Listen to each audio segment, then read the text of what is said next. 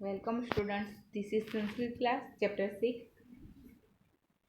सर्वम चारुतरम वसंते मीन्स उसका मीनिंग होगा everything more beautiful in spring. ये जो पूरा चैप्टर है वो एक पोएट्री स्वरूप है। सबसे पहले हम इसका इंट्रोडक्शन देख लेते हैं। संस्कृत साहित्य में महाकवि Kalidas is a renowned poet of Sanskrit as well as of world. He has written a total of 7 works, of which Malvikagnimitra, Vikramovarshia and Abhignan Saguntalam are plays. Raghuvansham and Kumar Sambhav are long poems, and Rutusaharam, Meghduttam are Khandakavyas. It is believed that Kalidas was one of the 9 gems at the court of Maharaja Vikramaditya. On that basis, it can be estimated that Kalidas lived during the 1st century of the Vikrama era. This poet has been held as the master of nature as well as simile. On the one hand, he has personified many objects of nature in Abhignan Sankutalam, and on the other, he has unique vivid description of nature in Rutusaharam and Meghduttam. In this lesson, we shall study 5 verses describing spring from Rutusahar. We will learn how object can be described in also the uses of तत्पुरुष समास. Student, ये जो पूरा chapter है हमारा ये वसंत ऋतु के ऊपर आधारित है जो हमको आज स्टडी करना है। जो महाकवि कालिदास संस्कृत साहित्य में पूरे विश्व के सुप्रसिद्ध कवि है, वो कवि जाने जाते हैं सुप्रसिद्ध कवि यानी कि ख्यातनाम कवि है। उन्होंने 7 कृति की रचनाएं की है। कौन कौन सी? तो उसमें से है मालविकाग्निमित्र, विक्रमोवर्षीय और अभिज्ञान शाकुंतलम, ये 3 ड्रामा, और जो रघुवंशम और कुमार संभव ये 2 महाकाव्य, और ऋतुसंहार और मेघदूतम यह दोनों खंड काव्य का समावेश होता है।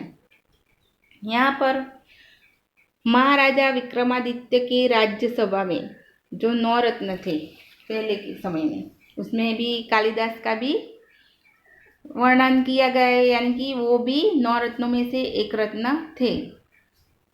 इसके आधार से कालिदास का स्थितिकाल विक्रम की पहली शताब्दी का यानी कि आज से लगभग 2000 साल पहले का है। यह महाकवि प्रकृति और उपमा के कवि की तरह ख्यातनाम हुए थे, यानी कि जो महाकवि कालिदास थे वो ज़्यादातर उनकी जो रचनाएं थे वो प्रकृति की ओर ज़्यादा थी, और प्रकृति यानी जो कुदरत प्रकृति होती है उसके ऊपर उपमा यानी कि उनकी रचनाएं ज़्यादातर उसके ऊपर ही होती थी। अभिज्ञान शाकुंतलम नाटक में उन्होंने प्रकृतिगत बहुत वस्तुओं का पात्र बनाया है। तो दूसरी तरफ मेघदूत और ऋतुसंहार में बहुत ही अच्छा प्रकृति का आलेखन किया गया है।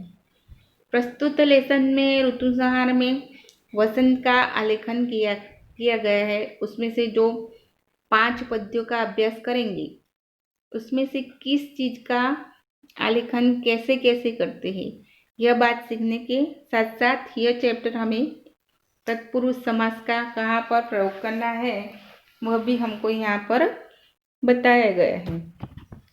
स्टूडेंट, सबसे पहले हम अभी चैप्टर की शुरुआत करेंगे। ओके, तो सभी स्टूडेंट ध्यान देंगे।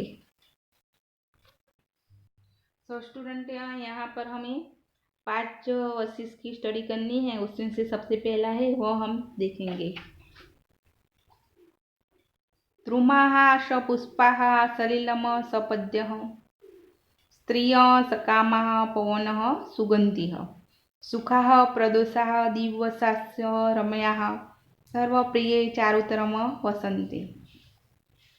यानी कवि ने यहाँ पर कहा गया है कि जो पेड़ है वो सारे कैसे हैं? पुष्पों से भरे हुए हैं। पानी, जो तालाब का पानी है वो पूरा कैसा है? तालाब जो है पानी वो कमल से भरा हुआ है। और जो स्त्रियाँ है वो अपने काम में लग गई है, ऐसे कामना वाली है।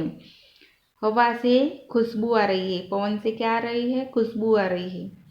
और शाम के समय में जो शाम का सांझ का समय है वो कैसा है, सुखमय है, खुशनुमा है। ऐसे ही वसंत ऋतु में ये पूरा जो वातावरण होता है उसका यहाँ पर वर्णन किया गया है कि वसंत ऋतु में पूरा वातावरण ऐसे हो जाता है कि बहुत ही अच्छा लगता है। दूसरा वर्षिस हम यहाँ पर देखेंगे। वापी जलानम मणि मेखलानम शशांकम माशाह प्रमदा जनानाम आमृदमाणाम कुसुमनतानाम ददाति सौभाग्यम वसंत। यानी ये वर्षिस में कहा गया है कि जो वसंत ऋतु है तो कुएं में वहाँ में भी पानी आ गया और वो उसके अंदर जो कुएं का पानी है उसके अंदर मणि के अलंकार धारण किए हुए चंद्र की क्रांति वाली जो स्त्रियां है और जो मोर से भरे हुए आम वृक्ष यानी कि फल से भरे हुए मोर से भरे हुए आम वृक्षों को सौंदर्य प्रदान करता है, यानी कि चारों तरफ सुंदरता का एहसास होता है। वसंत ऋतु में कुएं में वाव में पानी भी आ जाता है और जैसे चारों तरफ प्रकृति ने कैसे अलंकार धारण किए हुए, जैसे गहनों को धारण किए हुए वो कैसे लगते हैं, पूरे सुंदर, उनकी सौंदर्य का यहाँ पर पूरा आलेखन किया है कवि ने कि बहुत ही जहाँ देखो वहाँ पर सौंदर्य का पान होता है। थर्ड वर्षिस हम देखेंगे आगे। कर्णेशु योग्यम नवकर्णिकारम चलेशु निष्फले केशो शोकम शिखासु पुष्पम नव मल्लिकाया प्रयांति क्रांतिम प्रमदा जना नाम। यहाँ पर जो थर्ड वर्षिस में कहा गया है कि जो स्त्रियां हैं उनके कान में करेण का पुष्प और उनके काले लंबे बालों में अशोक का पुष्प है और उनकी शिखाओं पे नौ मालिका का पुष्प शोभायमान हो रहा है। यानी कि जो स्त्रियां हैं वसंत ऋतु में क्या करती है कि पुष्प खिलती है तो उनको अपने बालों में और पुष्प से पूरा अपना श्रृंगार करती है, वो अपने बालों में लगाती है और पूरी शोभायमान दृष्टिमान होती है। फोर्थ वर्षिस है यहाँ पर हमारा। गुरुणी वासांसी विहाय तृणम तनुनी लाक्षारजितानि सुगंधि काला गुरुधूपितानि धने जनः काममलादा शाळंगम। यानी कि यहाँ पर कहा गया है कि स्नेह के आवेश से जो आलसी और मोटे लोग, यानी कि प्रकृति का वसंत ऋतु में वातावरण ऐसा हो जाता है कि सबको ऐसे बस आराम ही करना रहता है। हमको भी ऐसा ही लगता रहता है कि जब ऐसी बारिश का वसंत ऋतु का टाइम आ जाता है तो हमको ऐसे आलस आ जाती है। और क्या होता है, जो मोटे लोग होते हैं वो भारी भरकम वस्त्रों को त्याग कर वो पतले वस्त्रों को धारण करते हैं जो लाख से रंगे हुए होते हैं, वैसे वस्त्र क्या करते हैं वो धारण करते हैं।